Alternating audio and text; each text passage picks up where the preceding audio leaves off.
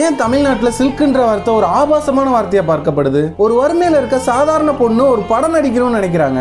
ரொம்ப நாளா ட்ரை பண்ணி அவங்களுக்கு கிடைச்ச ஃபர்ஸ்ட் மூவி சான்ஸ் ஒரு கள்ளச்சாராய விற்கிற ஒரு கதாபாத்திரம் தான் கிடைக்குது. அதை அவங்க கரெக்டா பண்றாங்க. நல்லா கேளுங்க, ஒருவேளை அன்னைக்கு அந்த டைரக்டர் அந்த பொண்ணுக்கு சாதாரண ஹீரோயின் ரோல் கொடுத்திருந்தாங்கன்னா இன்னைக்கு அவங்க ஒரு உச்சபட்ச நடிகையா இருந்திருப்பாங்க. ஏன்னா அதுக்கப்புறம் அந்த பொண்ணு கிடைக்கிற எல்லா ரோலுமே ஆபாசமா தான் இருக்கு.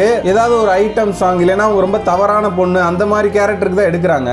அதை ஆடியன்ஸ் பயங்கரமா செலிப்ரேட் பண்றாங்க. இன்ஃபேக்ட் அந்த காலத்துல எல்லாம் பெரிய பெரிய ஆக்டருக்கு தான் மார்க்கெட்ஸ் இருக்கும். ஆனா நீங்க சில்க் ஒரு படத்துல நடிக்க வச்சுட்டு அதுல ஒரு அறிமுகம் இல்லாத நபரை கொண்டாந்து நடிக்க வச்சா கூட அந்த படம் ஒரு பிளாக் பஸ்டர் ஆயிருக்கு.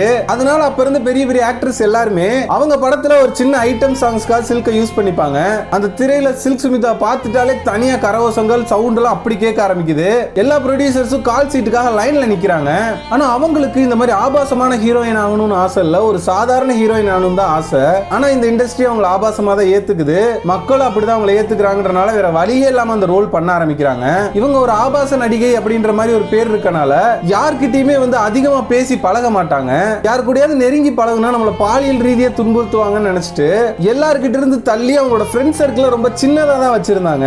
நீங்க ஒண்ணு இல்ல, அந்த இண்டஸ்ட்ரியில அவங்க கூட ஒர்க் பண்ண யார்கிட்டனாலும் கேளுங்க, சில்க் தங்கங்க அப்படின்னு சொல்லுவாங்க. ஒரு திரையில வர கேரக்டரை பார்த்துட்டு அவங்க நம்ம ஜட்ஜ் பண்ணியிருக்கோம். ஆனா உண்மையிலே சில்க் சுமிதா அந்த மாதிரி கேரக்டர் கிடையாது.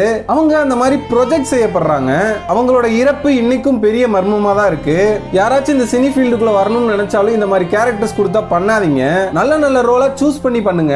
ஏன்னா ஒன்ஸ் உங்களை இந்த மாதிரி முத்திரை குத்திட்டாங்கன்னா அவ்வளவுதான். இது இன்னைக்கு சினிமாக்குள்ள போகணும்ன்ற பல கனவுகளோட இருக்க இளம் பெண்களுக்கு தான் இந்த வீடியோ. ஆபாசமா நடிச்சாதான் உனக்கு சான்ஸ் சொன்னாங்கன்னா அந்த சான்ஸே வேணான்னு சொல்லிட்டு வாங்க. உங்களுக்கான நல்ல ரோல் கண்டிப்பா கிடைக்கும். முயற்சி மட்டும் பண்ணிக்கிட்டே இருங்க. ஓகே, இதை பத்தி நீங்க என்ன நினைக்கிறீங்க அப்படின்றத கமெண்ட்ஸ்ல சொல்லுங்க. Okay, Tata, bye bye. நான் உங்க அசோக், இது உங்க அசோக் பாயிண்ட் ஆஃப் வியூ.